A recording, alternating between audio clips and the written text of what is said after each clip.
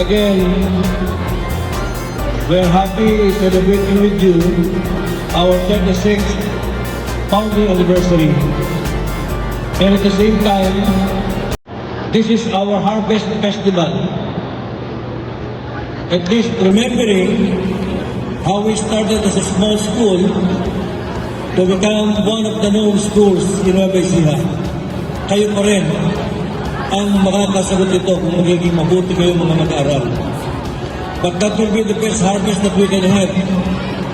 Harvesting the best people that we have gathered together to become great.